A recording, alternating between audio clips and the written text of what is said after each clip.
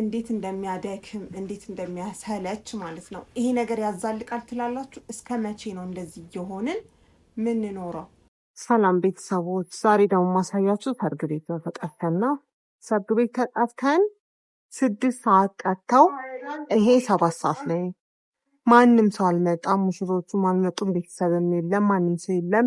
እንግዲህ የኢትዮጵያ ሰዓት አከባበር መች እንደሚሻሻል አናቅም። ይኸው ባዶ ነው፣ ባዶ ነው፣ ባዶ ነው። እንደምታዩት ነው፣ እንደምታዩት ነው።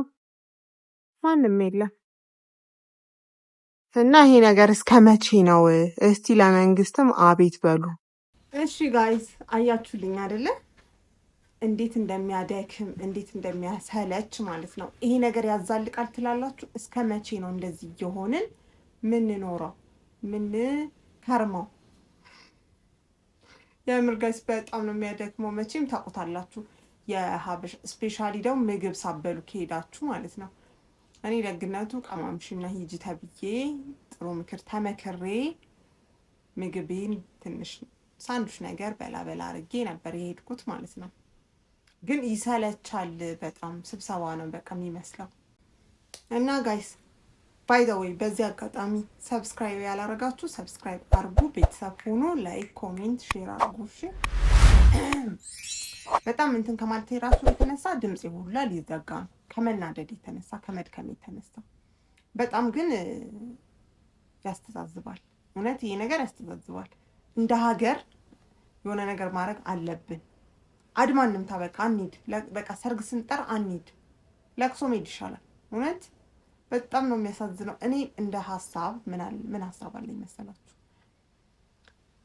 ሰርግ ቤት ጥሪ ይደረጋል አይደለ?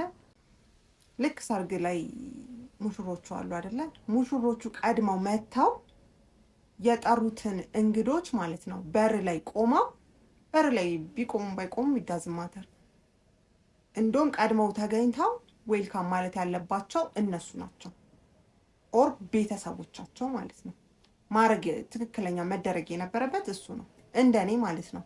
የእናንተን ሀሳብ ደግሞ ኮሜንት ላይ አስቀምጦልኝ እስቲ። በጣም ነው ይሄ ነገር በጣም የሚያስተዛዝበው ማለት ነው። ንቀትም ነው እኮ ይሄ እውነት ለመናገር። አድማ ለምን አንመታም? በቃ አድማ እንምታ ጋይስ፣ የሰርግ አድማ እንምታ። ምን ይመስላችኋል? እኔ በጣም እየሰለቸኝ ነው እውነት። እኔ በቃ አልሄድም ብያለሁ ሰርግ ከዚህ በኋላ። ከኔ ጋር እስቲ ከኔ ጎን የሆናችሁ ኮሜንት ላይም አውሩኝ። ለዛሬ ቪዲዮዎቻችን እንግዲህ ዛሬም ስለደከመኝ እስከዚህ ደረጃ መተናል። የዛሬ ቪዲዮአችን ይህን ይመስል ነበረ። ዛሬ እንግዲህ ስለደከመኝ ብዙ ከእናንተ ጋር አልቆይም። አም ሪሊ ሶሪ በጣም እውነት ለመናገር። ስለዚህ በነገ ላይ በሌላ ቪዲዮ እንገናኛለን። እሺ ጋይስ፣ እወዳችኋለሁ።